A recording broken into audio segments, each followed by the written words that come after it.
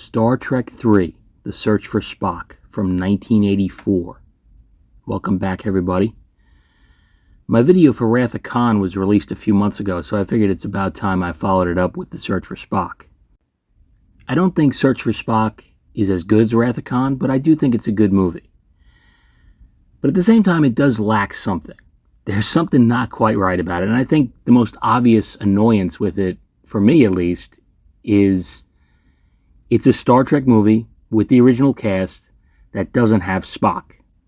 A lot of it centers around Spock. It is The Search for Spock, and Leonard Nimoy directed it, and Spock is in it, but it's not the Spock that we know. And the Spock that we know doesn't really show up until the last 2 minutes of the movie. And I think it takes a hit because of that. It's like having a great starting lineup, but one of your best players is injured. And I also think it could be the most fantastic Star Trek movie. And what I mean by that is like it's the most fantastical.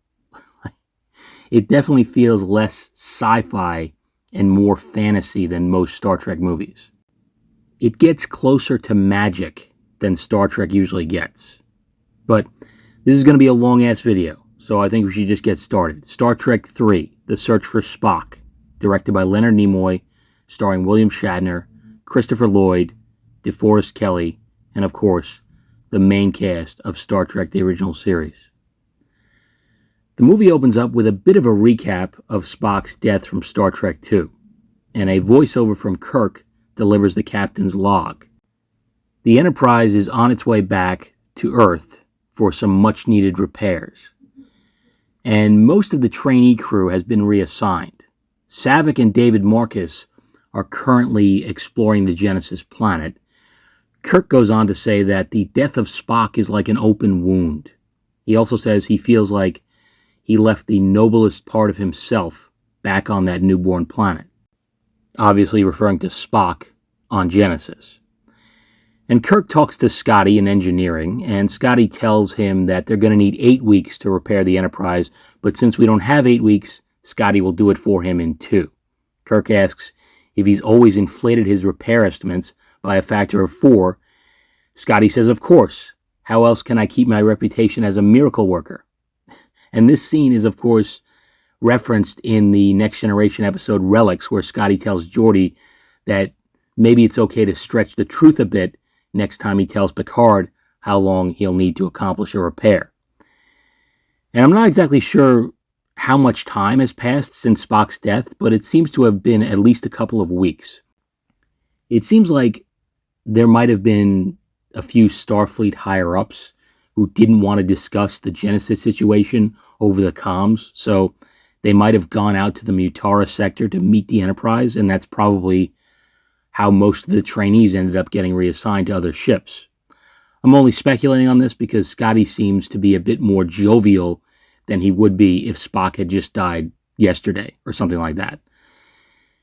And some crewman talks to Kirk, and he asks if they're planning a ceremony when they arrive. Kirk says, "A hero's welcome, son? Is that what you'd like?" And even Uhura is looking at this guy like, what the fuck is wrong with him? And Kirk says, there should be. We've paid for the party with our dearest blood. So once again, Kirk is getting a little theatrical. I don't think most people would speak like this, but the point is well taken. But I'd like to know where this crewman got the balls to ask this question. I mean, you don't just go up to an admiral and ask if there's going to be a party. At least not in this situation. Especially when he knows that Spock is Kirk's friend. Everybody knows this. It's not a secret. So why would he even approach the admiral with something as trivial as this? And he wants a hero's welcome. What did he do? I mean, I know he was probably on the ship during the fight with Khan, but what exactly was his contribution? I think that's a fair question, given how bold his curiosity is. But moving on, finally. Then it jumps over to a small cargo ship carrying a Klingon woman named Valkyris. It's about to rendezvous with a Klingon commander named Kruge. Kruge is commanding a bird of prey, and it decloaks. and it dwarfs the tiny cargo ship, which it must really be small because a Klingon bird of prey is not that big. And this right here is the first appearance of a Klingon bird of prey. And I always thought it was a really cool design. Always been a big fan of the bird of prey. I think it's iconic. And get used to it, because we see it a lot in this movie and especially in the next movie. And Valkyris has acquired some data on the Genesis project. No idea how. I mean, it's worth noting that in Wrath of Khan, even Spock had no idea what Genesis was. And he's a captain. And Kirk only knew about it because he's a high-ranking admiral. So how did this information leak? Well, let's face it, Federation security has never been all that secure. So it's not hard to imagine. She transmits it over to Kruge, and she says he will find it useful. And he asks if she's seen it. And she says yes. And he says that's unfortunate. She says understood. And the bird of prey moves into attack position and destroys the cargo ship carrying Valkyris. I mean, I get that he doesn't want anyone to know about this. He doesn't want any leaks. But why not simply bring Valkyris aboard the bird of prey and then blow up the cargo ship? She's clearly pretty loyal to him. So what's the harm in joining him at this point? I mean, it's not like he has plans to keep it a total secret. He shows his bridge crew the Genesis data. Who knows what's going on in his head? In any case, tragic. And the Enterprise is finally approaching space dock. They head in, and they get a good look at the newly minted Excelsior, a state-of-the-art vessel which is supposed to be capable of transwarp drive. And Scotty says this. She's supposed to have transwarp drive. Aye. And if my grandmother had wheels, she'd be a wagon. Come, Mr. Scott. Young minds, fresh ideas. Be darned. So that's a pretty funny exchange, but we never actually find out what transwarp drive is. We kind of know about it in the Next Generation era because the Borg have transwarp drive, or at least transwarp capabilities. They seem to use these transwarp conduits which can send them to various places throughout the galaxy. But I don't know if an individual Borg cube has transwarp capabilities. Either way, in this case, it seems to be warp speed that is faster than warp speed. But as we know from Voyager, if you go too fast, you'll turn into a fucking lizard man. Is that canon? I don't know. Let's just pretend it's not. Because if it is, we're just in silly town. And who wants that? And the Enterprise pulls into space dock, and Janice Rand takes a good look at it. She just kind of shakes her head at the visible damage on the hull. Like, of course, what else is new?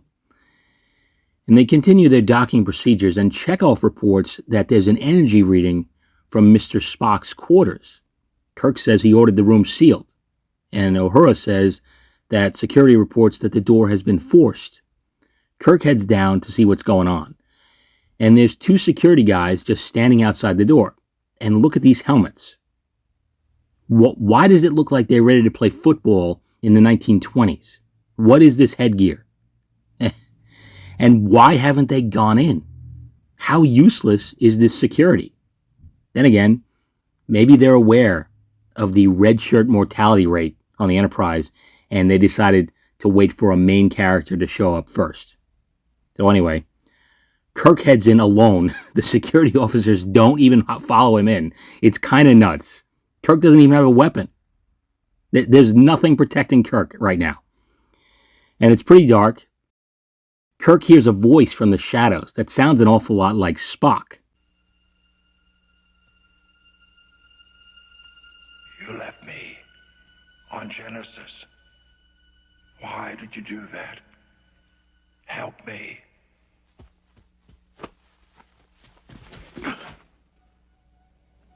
Bones. So it's McCoy, and it's fair to say that he's a little out of sorts.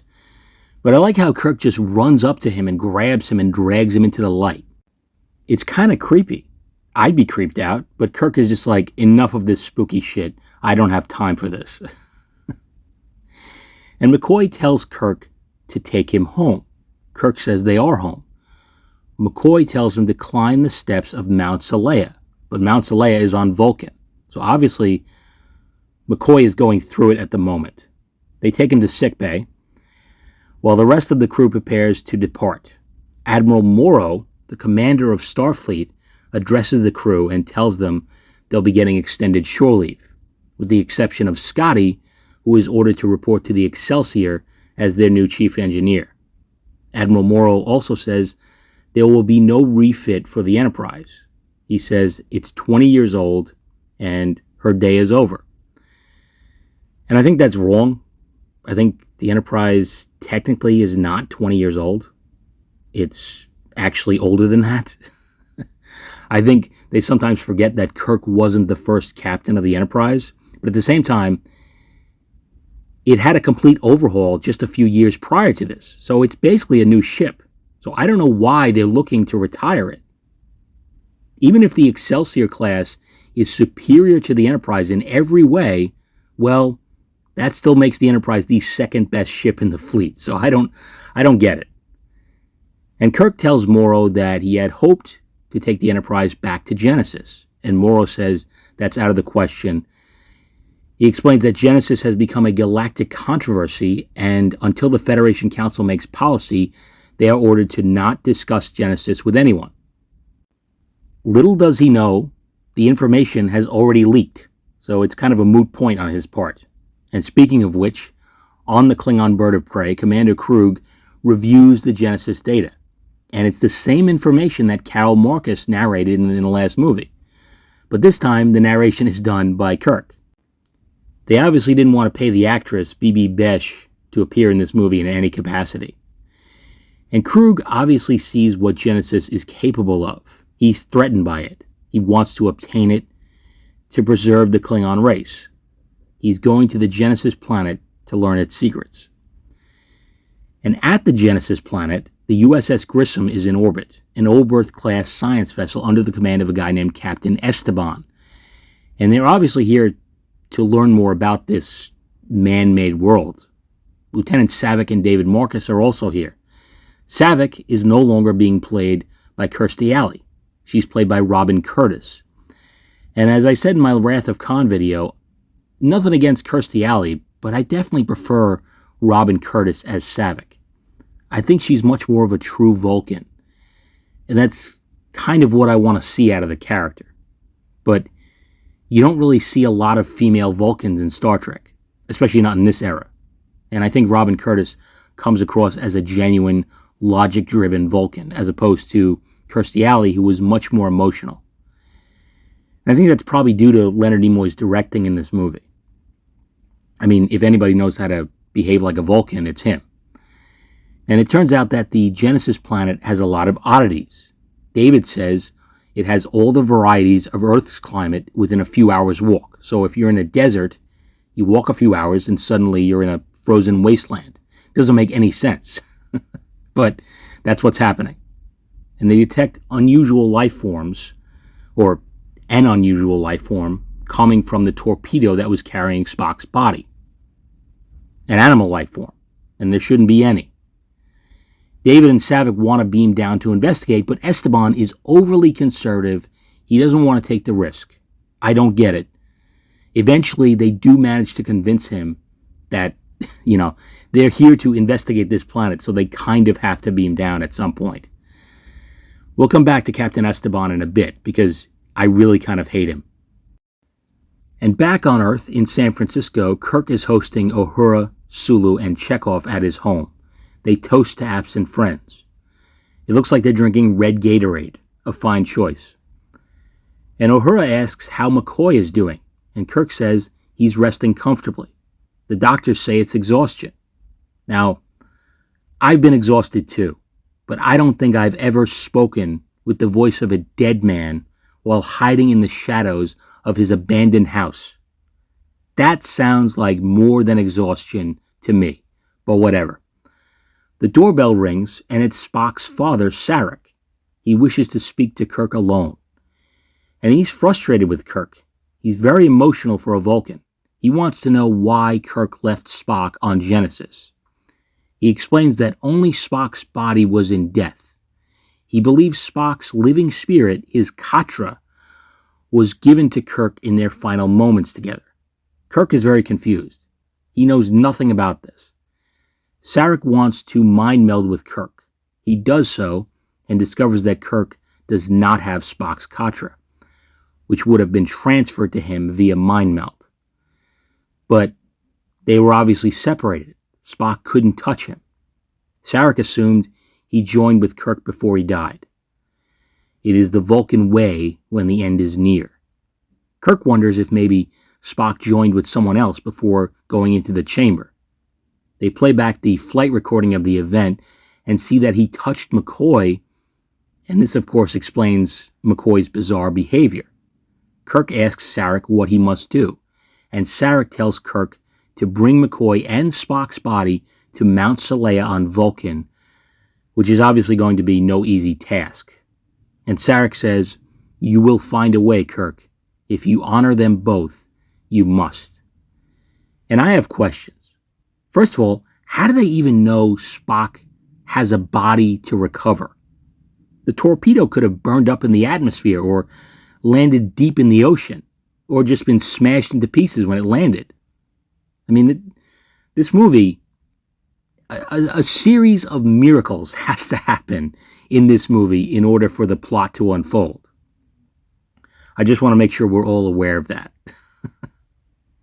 And another thing I'm wondering is, does Sarek have no power whatsoever? He's a Vulcan ambassador, a high-ranking individual within their government. Could he not find a way to provide a ship for Kirk, at the very least? Apparently not. It's all on Kirk to save Sarek's kid. You're welcome, I guess. And back on Genesis, Saavik and David have beamed down, and they've found Spock's torpedo. The life forms they detected are these giant stuffed shells. How delicious. And David says they were microbes on the tube's surface, and they somehow evolved, basically overnight. They also discover that Spock's body is not in the torpedo. So, they officially begin the search for Spock.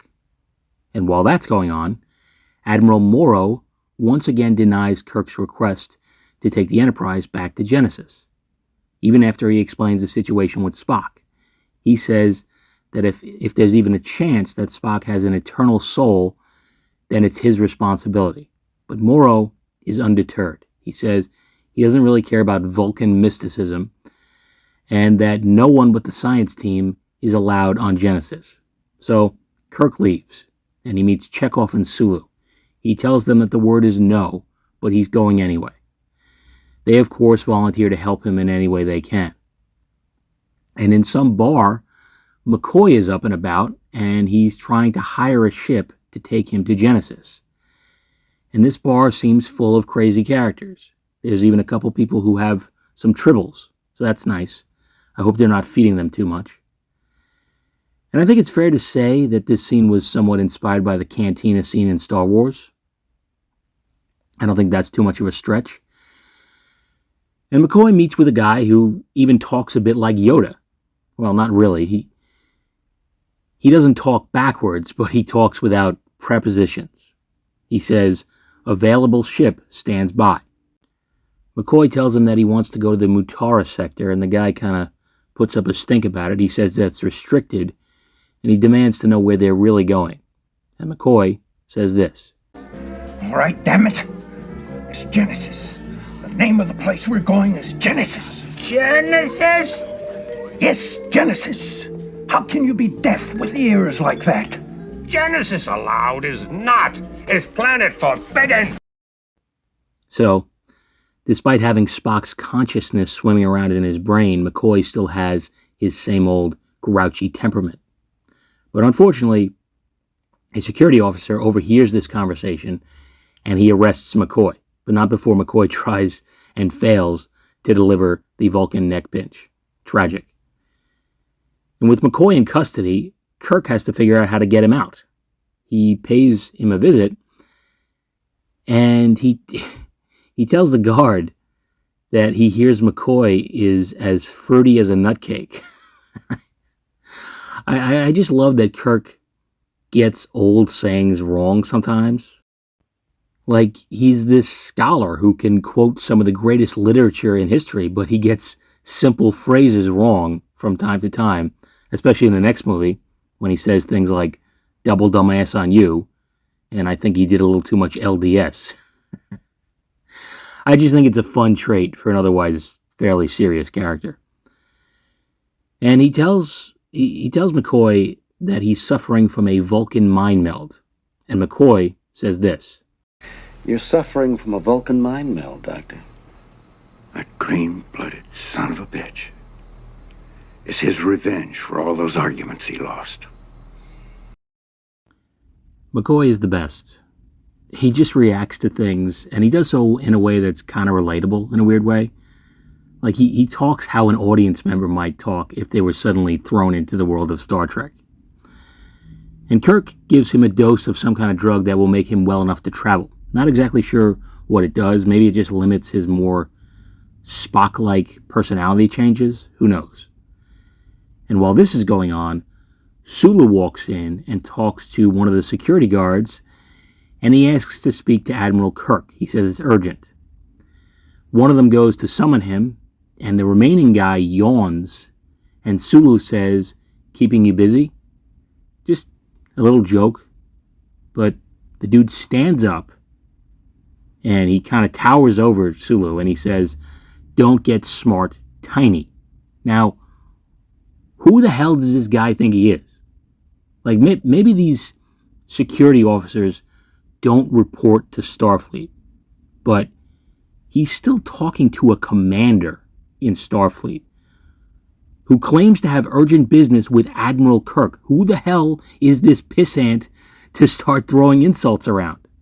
Turns out he's nobody, because before you know it, Sulu is beating the shit out of him.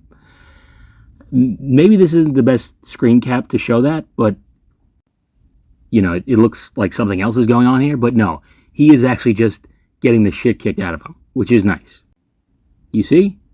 Size isn't everything, especially when you're a lazy douchebag who insults high-ranking Starfleet officers. And Sulu, Kirk, and McCoy head to the turbolift. They make their escape, and I really like Sulu's weird, shredded jacket. It looks like he threw his jacket into a blender before putting it on this morning. It's almost enough to distract from Kirk's insane collar. I thought the last movie he had an insane collar on his jacket, but this one might top it. The casual clothing in the world of Star Trek never ceases to amaze me. And Kirk, Sulu, and McCoy walk into the transporter room, and Uhura is on duty here along with some nerd. She tells the nerd to go sit in the closet, and he says, "Have you lost all your sense of reality?" Which feels like an unnatural thing to be saying.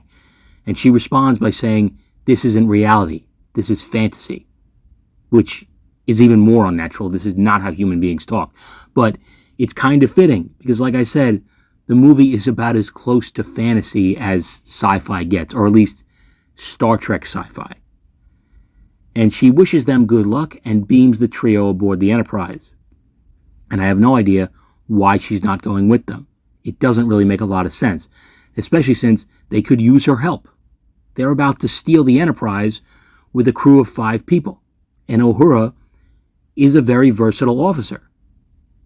On top of her communications background, she also has engineering and navigation skills, so it kind of sucks that she's being left behind, and she's left out of the majority of the movie.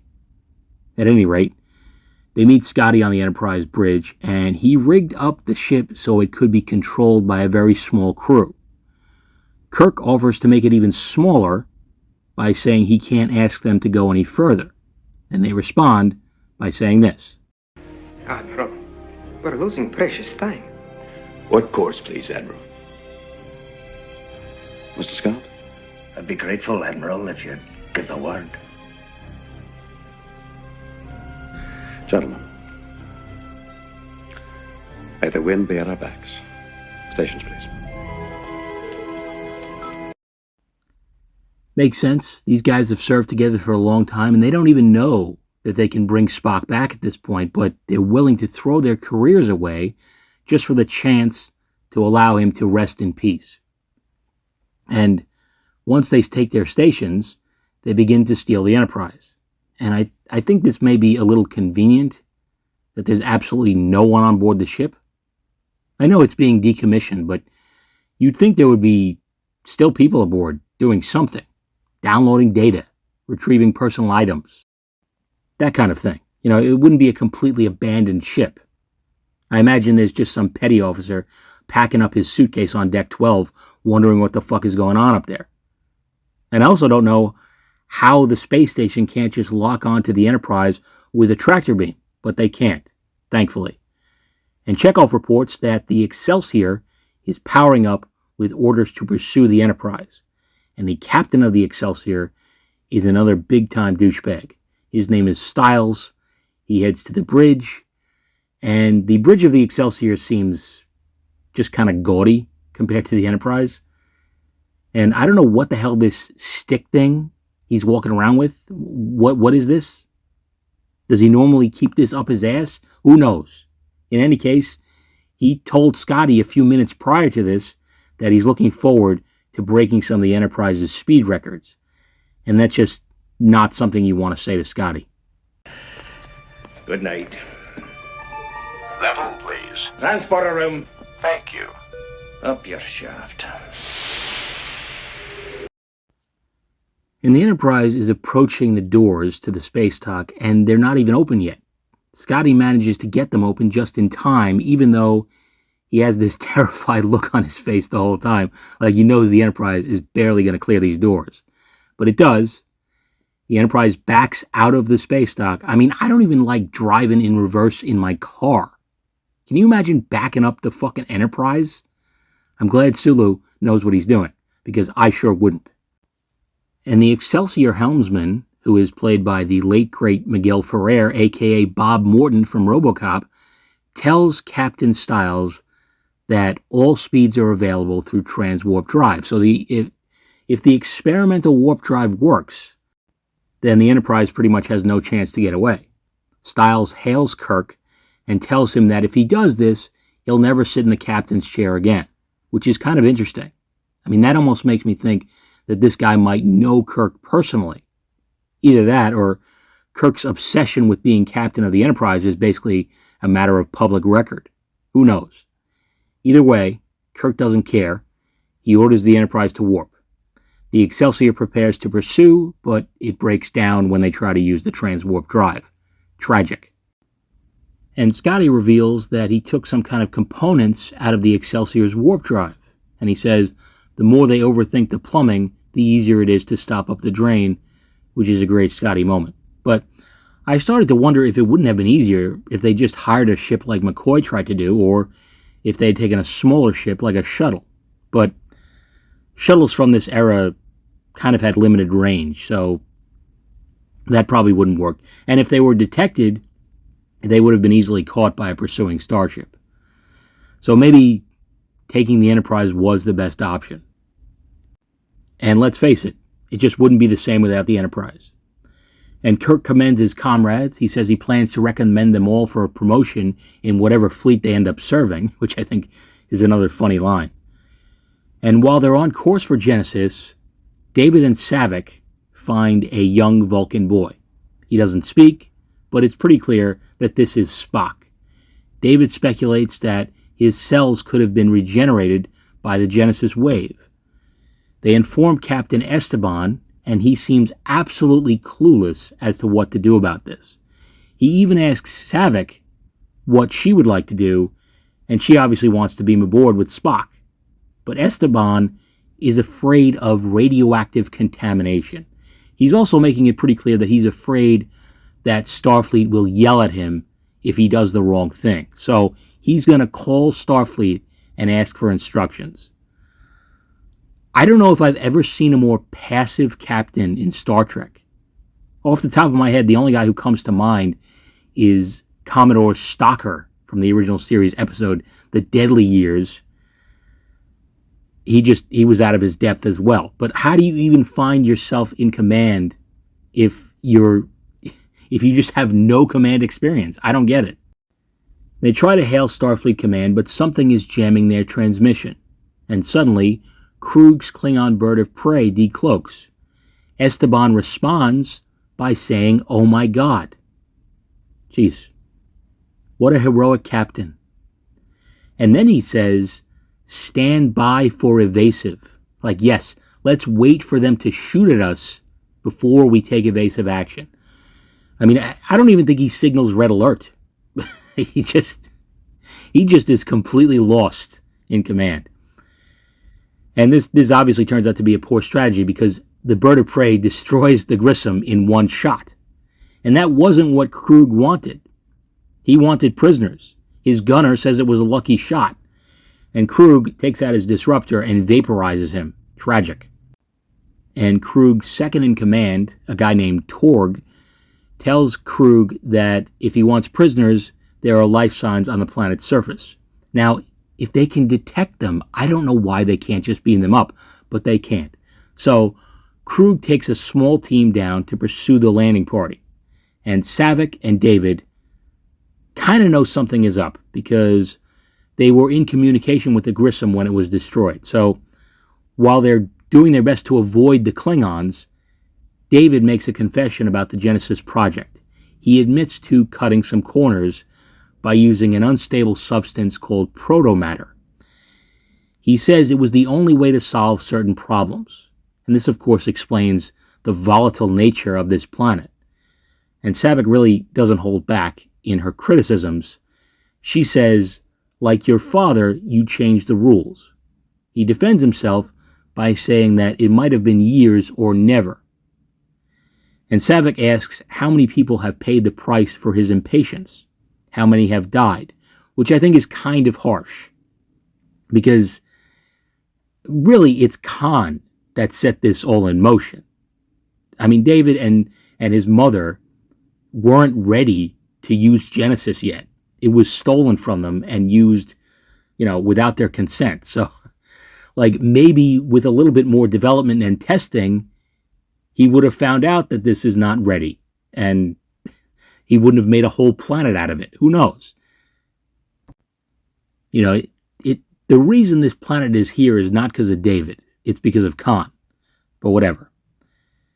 And I also imagine that if David's getting blamed for this, I would have to think Carol Marcus also shares some blame for this too. I mean, she was the leader of the project, but that is never mentioned. Anyway, Kruge and his company are down on the planet searching for the Grissom landing party, and Kruge wrestles with one of these stuffed shells, which has now evolved into something that looks more like the Deadly Spawn, if you've ever seen that low-budget movie. And the planet's environment seems to be getting more hostile. There are occasional violent tremors. And David says the planet is aging in surges. He believes it will be destroyed within days, maybe hours. And it turns out that Spock is also aging. He seems to be a teenager now, and he's going through Pond 4. Sarek tries to explain it to him, but he doesn't really understand. He seems to be in a lot of pain. And she does the old Vulcan finger-touching trick. And I don't know if this is the equivalent of a sexual act. Is it like kissing? Is it like hand-holding? I don't know what it is. But when Vulcans do this, it's meant to show some kind of affection. It cuts away before it goes any further, but I think we have to imagine that she has sex with Spock. I mean, if he's going through Pond 4, he risks death by not having sex. So I don't see how she could avoid it. Then again, he is half human, and he has survived Pond 4 before without actually having sex. So who knows? Maybe the old finger rubbing is enough to keep him from dying. I don't know. Maybe just a little bit of finger foreplay is enough to prevent his veins from exploding or whatever the fuck happens when Vulcans don't get laid on time. In any case, moving on. On the Enterprise, they are entering the Genesis sector. They know the Grissom is supposed to be here, so they try hailing them, but they get no response, obviously because they're dead. Chekhov reports that he briefly noticed a Scout-class vessel on his scanner, which could be the Grissom. But of course, it's really Kruge's cloaked bird of prey. Kruge is still on the planet's surface, and he has now captured Sarek, David, and Spock. He tells them he wants to know the secret of Genesis. Sarek explains that the planet will destroy itself in a matter of hours, and that Genesis is a failure. But Kruge isn't interested in hearing that. He really doesn't care about the life-creating capabilities of Genesis. To him, it still has value as a weapon, so he wants it. But he gets a report from his ship that a Federation starship is approaching, so he beams up and he leaves the Grissom landing party in the hands of his subordinates. On the Enterprise, Kirk plays it pretty cautious. It's pretty clear they think there could be a cloaked vessel out there. Eventually, they see a distortion. Kirk waits until it decloaks and then fires on it. It's a direct hit. But the bird of prey returns fire and it cripples the already battle-damaged Enterprise. They couldn't get the shields up in time. It's almost like having a full crew is essential for combat. Who knew? And Kruge wonders why the Enterprise hasn't returned fire. He says they outgunned me 10-1. He obviously has no idea that there's only 5 guys on the Enterprise, which you would think a simple scan could tell him that. You would also think it would tell him that the Enterprise has no shields. I have no idea why there's no tactical analysis in this situation, but there isn't. Kirk hails the Klingon ship. Kruge accepts the hail, almost out of just simple curiosity. Christopher Lloyd is great in this scene. And Kirk demands that they surrender, but Kruge calls his bluff. He says he demands that Kirk surrender, and he informs him they have 3 prisoners on the planet's surface, and he promises to execute them as enemies of galactic peace. I'm not sure that would hold up in court, but I don't think he cares. Kirk asks to speak to the prisoners, and Kruge agrees. Sarek talks to Kirk, and she tells him that she is with David and Spock, which of course is a shock to Kirk and the crew. She says he's not himself, but he lives. David also tells Kirk that the Genesis device doesn't work and the planet is destroying itself. He also says he can't believe they would kill him for it. And it almost seems like Kruge takes that as a challenge, because he then says he will kill one of the prisoners to show that his intentions are sincere. He allows one of his officers to decide which one. And the guy kind of plays eeny, meeny, miny, mo for a while and walks around the trio. And it seems like he's about to stab Sarek in the back, but David attacks him. There's a brief struggle, and David gets killed. Tragic. Kirk wants to know what happened, and they put the communicator up to Sarek, and she bluntly says that David is dead. And this is Kirk's response.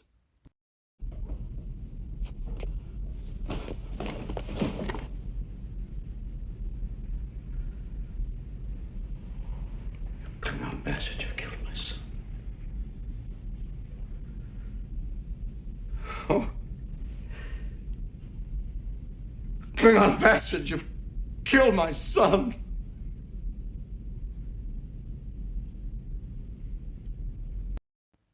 And look, maybe I'm crazy, but I think William Shatner does another great job in this scene. I know some people can't stand his acting, but I think he does a really great job.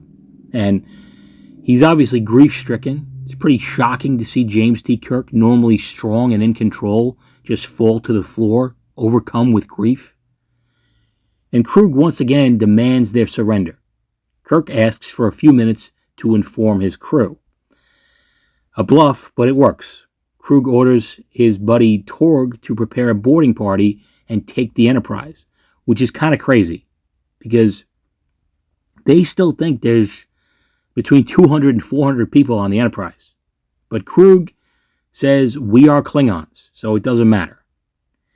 And Kirk struggles to collect himself. He says he swears we're not finished yet. He asks Sulu what the crew complement of a bird of prey is, and Sulu says it's about a dozen officers and men, which always confused me. I think he means it's a dozen guys and some of them are officers. and some of them aren't. But when I was a kid, I thought he was saying there's a dozen officers and a dozen men. But I think it's only a dozen total guys. And some of them are on the planet. So Kirk orders Sulu and McCoy to get to the transporter room while he stays on the bridge with Scotty and Chekhov to initiate the auto-destruct sequence. Then they head down to the transporter room and beam to the planet's surface just as the Klingon boarding party arrives. The Klingons explore the ship and are surprised to find no one. They head to the bridge, and Torg contacts Kruge and tells him that there appears to be no one aboard. He says the bridge is the only thing speaking, and Kruge wants to hear what it's saying, obviously, and it's clearly a countdown, but Torg doesn't pick up on this, but Kruge does. 8, 7, 6, 5. Get out! 3, Get out of there! Get out! 1.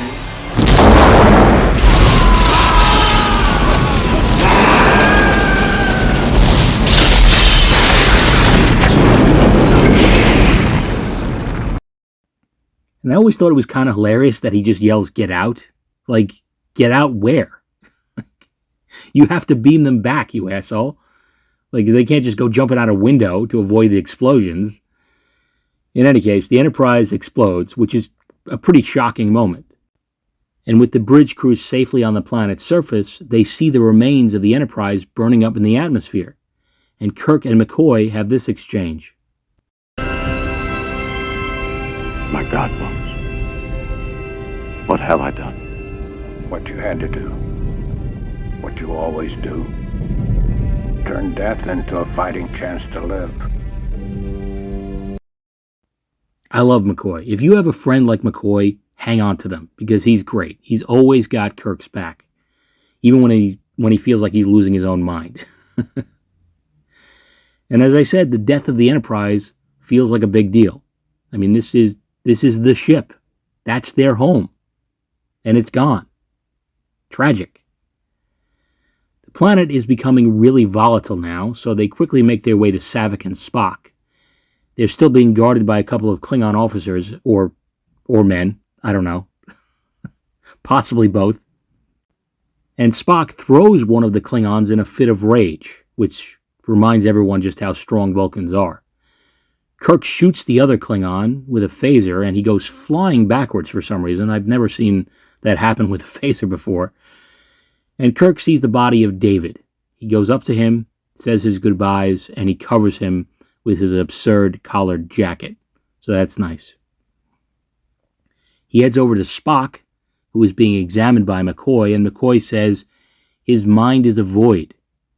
It seems that I've got all his marbles, which apparently is an official diagnosis from the brilliant Dr. Leonard Bones McCoy. And McCoy goes on to say that Spock is suffering from rapid aging, which of course is pretty obvious at this point. And he says that they need to get him off this planet. But I just wonder why the planet is regenerating Spock and making him age fast, but not everyone else. Like, is it just because Spock was dead when he landed here? Who knows? Like I said, nothing really makes sense on this planet. And Kirk decides to pick up one of the Klingon communicators and give Kruge a call. He taunts him a bit about the death of his crew, and he tells him that he has the secret of Genesis, but he'll need to be beamed up in order for Kruge to get it. But instead, Kruge decides to beam down with his disruptor pointed at the landing party. He orders his one remaining crew member to beam up Sarek, Scotty, Chekhov, and Sulu, and McCoy. But Kirk and Spock remain behind. And Spock is just unconscious from the growing pains he's experiencing at this point. He's going to be no help. And Kruge demands to know the secrets of Genesis, as though Kirk would just have it in his head. He's not a scientist. He didn't work on this shit. His only connection to Genesis is that his ex-girlfriend and son developed it. And Kirk tries to get through to Kruge by pointing out that the planet is destroying itself. And he says that if we don't help each other, we'll die here. And Kruge says, perfect. Then that's the way it shall be. At this point, Kruge doesn't really give a shit. And then suddenly a giant mountain shoots out of the ground and launches Kruge off his feet. I mean, what the hell is this thing? What a stroke of luck. He drops his disruptor, which gives Kirk a fighting chance. And a fighting chance is all Kirk needs in order to win.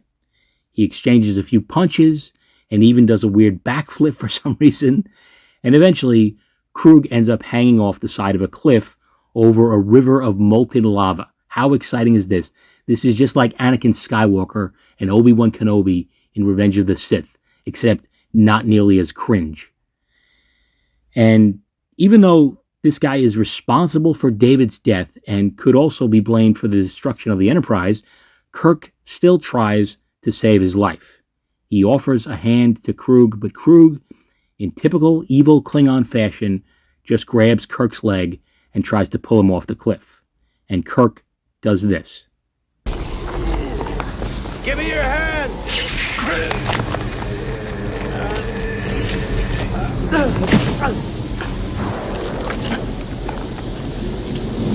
I have had enough of you!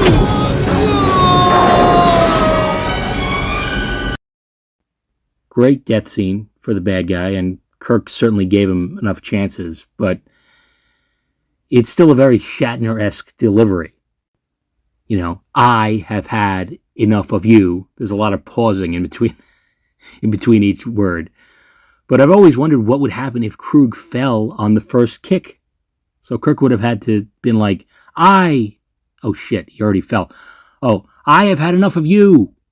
That's what I was going to say before you fell. Oh shit, there's no way he can hear me. He's already dead. That would have been a sick burn, but whatever. And Kirk picks up the communicator. He grabs Spock and he says, beam me up in Klingon, just how he heard Kruge say it when he ordered the landing party to be beamed up. And it works. It's also worth noting that Spock is now Spock. He has reached Leonard Nimoy's age and appearance. And there's only one Klingon left on the bird of prey, so Kirk easily takes him hostage. And that's another weird thing. This Klingon somehow beamed up two people without knowing what race they are. Like, when they use the transporter, I imagine it kind of tells you everything you need to know about the person or object you're beaming up. Like, he should have been able to tell that he's beaming up a human being and a Vulcan and not a Klingon. That's basically what I'm saying. In any case, Kirk tells this Klingon officer to help us or die, and he says, I do not deserve to live. And Kirk says, fine, I'll kill you later. And maybe it's worth noting that the Klingon is played by John Larroquette, who you might know from Night Court, Stripes, and if you're a degenerate like me, you might also know him from the opening narration of A Texas Chainsaw Massacre. So that's nice. And Scotty, Chekhov, and Sulu figure out the controls on the bird of prey just in time to warp away before the Genesis planet explodes. Kirk tells Saavik to bring the Larroquette Klingon to a holding cell, and he says, wait, you said you would kill me. And Kirk says, I lied. Which is, so it almost feels like the opposite of what John Matrix says to that guy in Commando. I lied. And as they make their way to Vulcan, McCoy talks to the unconscious Spock. He says, it seems I've missed you, and I don't know if I could stand to lose you again. And I think that's a nice moment, you know, because it's obvious that Kirk and McCoy are close friends, and Kirk and Spock are close friends, but because of how much they argue, it's not always so obvious that McCoy and Spock are also close friends. And I think it's nice that they decided to showcase that McCoy actually does care for Spock. And the bird of prey lands on Vulcan. They meet up with Uhura. Once again, still have no idea why she couldn't have come along on this journey. Sarek also greets them, and he appears to be wearing an infinity gauntlet on his fucking chest, so that's nice.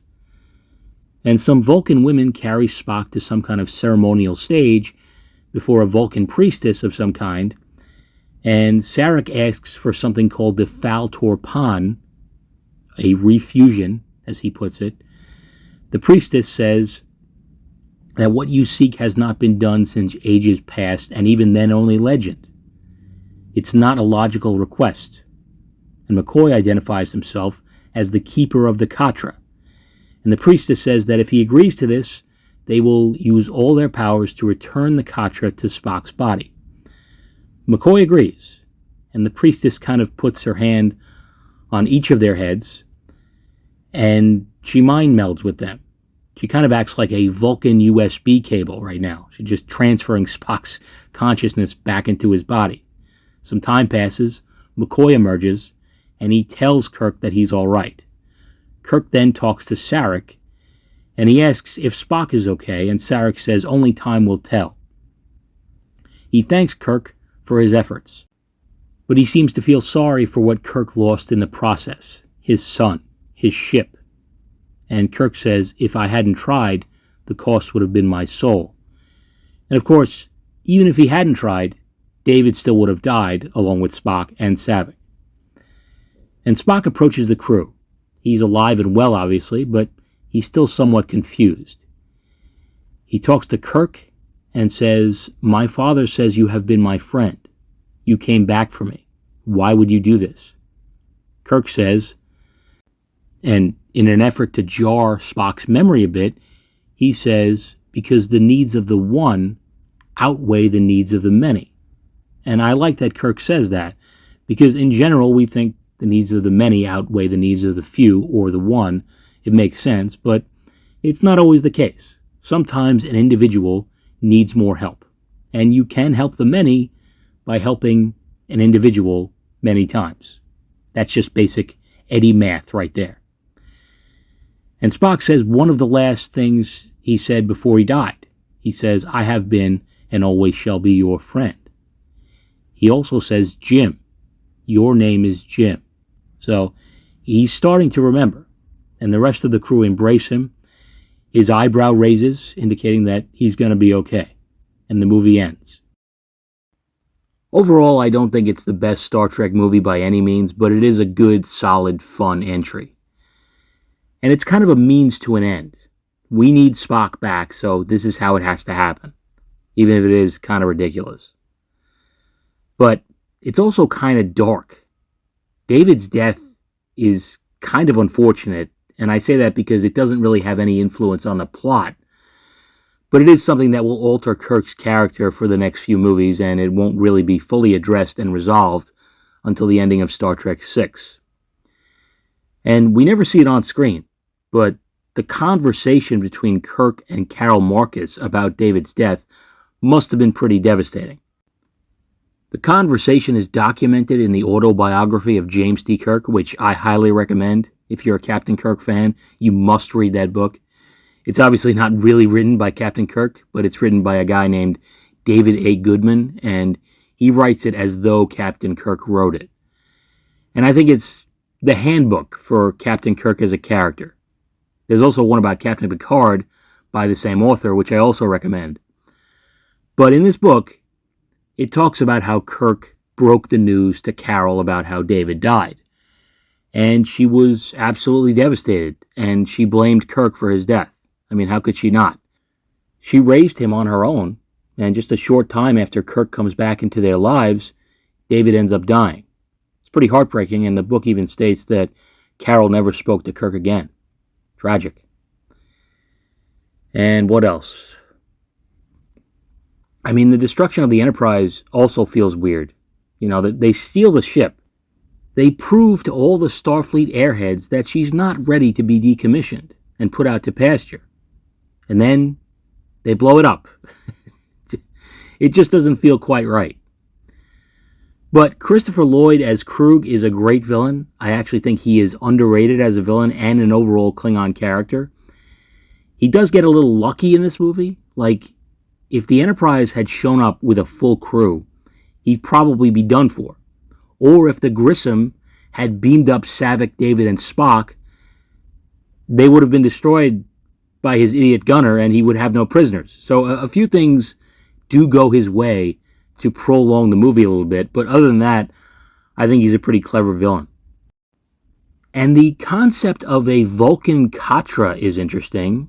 It's pretty wild. It's rarely something that is mentioned after this movie. In fact, I think the only time I've ever heard it mentioned in Star Trek was maybe Star Trek Enterprise. But other than that, I can't think of a moment after this where they bring up the Vulcan Katra. If you could think of one, let me know. But the way I see it is, it's just something that when a Vulcan is dying, he or she will just try to mind meld with a family member or loved one to pass on their memories. That's basically it. But obviously it's used in a much more extreme situation here. Literal resurrection. But anyway, like I said, overall it's a fun but flawed movie. And it's a movie that I feel, it feels good to watch it after watching Star Trek II, because we all want Spock back. And I usually don't like when dead characters are resurrected, but if the plan is to keep making Star Trek movies, then you need Spock. He is essential. And Leonard Nimoy was obviously aware of this when he very cleverly politicked his way into directing the movie. I feel like most people are aware of that story. He was kind of not willing to come back unless they allowed him to direct the movie, which of course they did. And we can all be thankful for that. But anyway, I think I've yapped long enough, don't you think? I mean, holy shit, how long is this fucking video? I really need to make a conscious effort to make these videos a little shorter, and I think I'm going to do that, because it will not only be easier on your ears, but it will be easier for me to make the videos. So, going forward with these videos, I think I'm really going to try to cut some of the fat, but we'll see how that goes. And let me know how you feel about Search for Spock. Do you like it? Do you love it? Do you hate it? Do you agree or disagree with any of my observations? Let me know. And until next time, take it easy. You're suffering from a Vulcan mind meld, Doctor. That green-blooded son of a bitch. It's his revenge for all those arguments he lost.